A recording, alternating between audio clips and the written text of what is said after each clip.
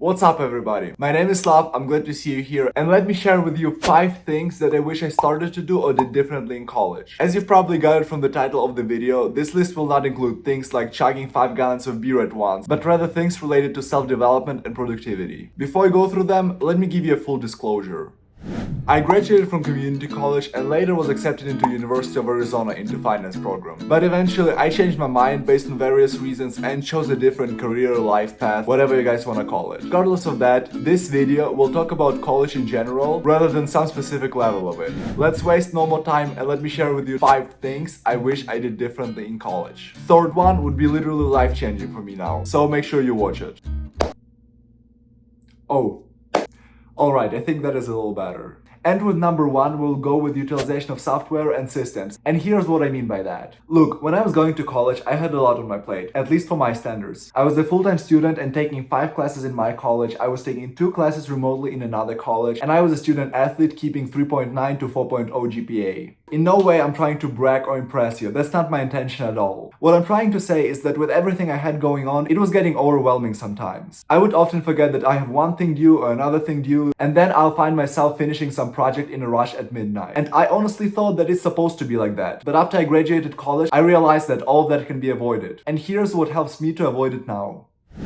Usage of suitable software and systems. I was a huge believer that I can do it all by myself and keep all the information in my brain. And I can say that it kinda worked, but was it effective? Probably not. Look, if you're taking a bike ride from point A to point B, you will get there, there's no doubt in that. But the person who's driving a car will get there 10 times faster than you, making it more efficient. And that's the whole caveat behind it. The software is useful when it helps you to become more efficient and boost your productivity. Look, there's dozens of useful apps that can help you with organization and productivity, but let me tell you about my favorite one, and then I'll mention one more app that I would use if I would come back to college now.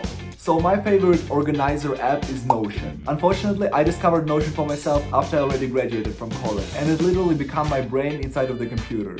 From calendar and notes to equations that will calculate the budget for your next vacation trip, Notion has it all. When I'm saying that I'm using it for literally everything, I mean it. I'm using it for idea storage, for idea generation because now it has AI function. I track my habits in Notion and I set my goals in Notion. It's all there for you to utilize. Cutting it short, Notion is definitely a useful app for you to try. The only thing, Notion can have a little learning curve. But that's why there are YouTube creators like Ali Abdal that literally have courses on Notion and that explains everything about it, from personal use to how he runs his multiple million business with Notion. What I forgot to mention that Notion's individual plan is absolutely free and it will be more than enough for you as a student. And as I've mentioned to you, besides Notion, there's one more app that I would utilize if I would come back to college now. And that is Speechify. And let me tell you what is it about. Speechify reads text to you. It's basically like an audiobook, but you can ask it to read a document for you or a section from the book. An app like this can be very useful when you have a task to familiarize with the chapter 3 in the art book. It can get dwelling to sit in your room or in the library and read through the chapter. However, if you're gonna use Speechify and ask it to read it to you, you can listen to the chapter when you go get groceries or maybe when you walk on a treadmill in the gym. Speechify has also a free version, but it's pretty limited, so you might want to consider upgrading to a premium. Look, I get it, as a student you're trying to save money, but it's $12 per month, and if you're treating it as an investment, not as an expense, as something that will boost your mood and help you to get more information while enjoying your daily tasks, why not?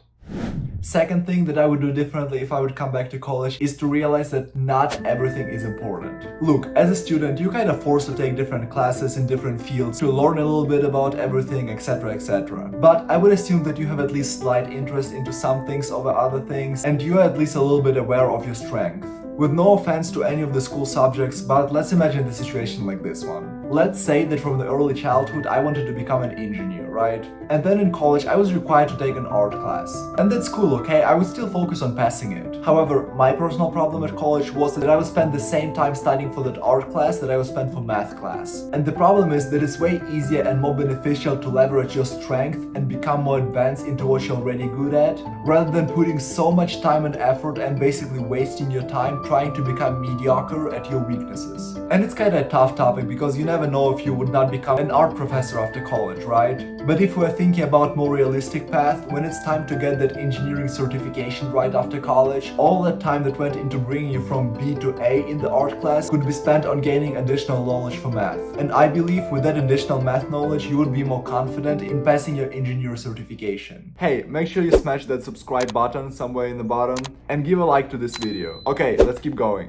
Third thing that I would change if I would go back to college now is probably the most important for me. And it's based on how I would change the way I manage stress and emotions. Students at college are younger and, let's say, less mature, and it can get hard to manage stress and emotions. Hell, it's still challenging for me sometimes. But I did spend a lot of time and effort working on that. I found a method that helps me to reduce my stress by at least 80% and makes me happier eventually. Look, I said method, and method is kind of a broad term. What I mean is rather a mix of things. What works for you might not work for me, but it's essential to substitute the phrase "I'm stressed" to "why am I stressed? What I can do about it." When you say "I'm stressed," it's a statement. It blocks you from thinking. On the other hand, when you're asking yourself, "why am I stressed?" you're staying open-minded. You're letting your brain to think and figure out the solution. It gives you an opportunity to analyze the situation. I think that it's important to determine and experiment what method will work for you. But here's the top two things that help me. It is meditation and journaling. And look, it didn't come to me immediately. Don't fool yourself that after one meditation session or one page in journal, you will not be stressed anymore. Because let me assure you, it doesn't work like that. As almost every true solution, it requires repetition and time. The truth is, I've been meditating for almost a year now, and only now I'm starting to feel something that I never felt before in my life. But was this year a waste of time? Oh, absolutely not. Look, it is a journey that taught me a lot of things. How to be more still, how to be less reactive, and all the other things that come with it. And it doesn't matter if you're doing meditation,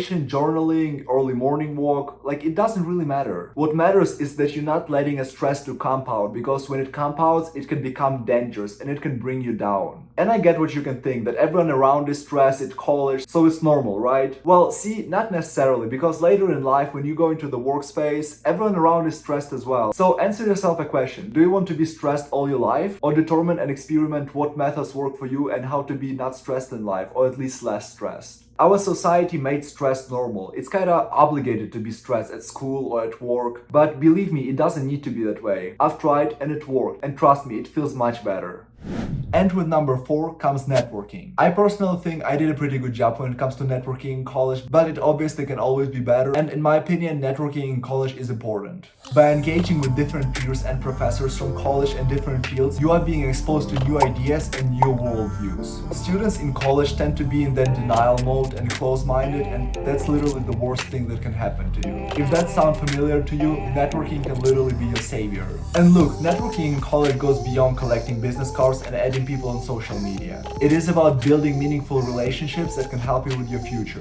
And I'm talking from experience because that was exactly the case for me. See, in college I met that one family that helped me with so many things after I graduated that I will never be able to pay them back for that. But obviously all that networking should be done with not the purpose of expecting something in return. If you will have a minute, listen to some podcasts or interviews of millionaires and billionaires. I asked myself, my friend tells me you're a billionaire, super humble guy. I ask him, like, I gotta ask, what made you a billionaire compared to a millionaire? He says, Daniel, millionaires focus on ideas, execution. Above all, there's one thing I've always focused on, and it was networking. And you've probably heard the quote, if you want to go fast, go by yourself, and if you want to go far, go together. And that's what networking is about at the end. And with number 5, enjoy the journey. If there's one thing you will remember and implement from this video, let it be this one. When I was in college, I was constantly thinking about graduating it, starting a business, getting a job, and so on. But only now I reflect, when I was a little boy in Ukraine, I would tear my hair out of my head if someone would told me that I would be going to college in US. Thinking about the future is important, of course. I mean, taking actionable steps, but don't live in the future. The thing is, it doesn't exist. It's not real, and it will never be. The same applies to the past. The future and the past never exist. The only real thing that exists is now, right now. Look, just accept your life situation and focus where you are now. The majority of us some time ago were wishing to be where we are now. So why not to enjoy it, right? Alright guys, so that was my top 5 list of things that I would do differently or start doing in college. I hope you enjoyed it, and if you're a college student, hopefully we'll start implementing some of those things. And before you go, make sure you subscribe somewhere here probably and give a like to this video. Thank you.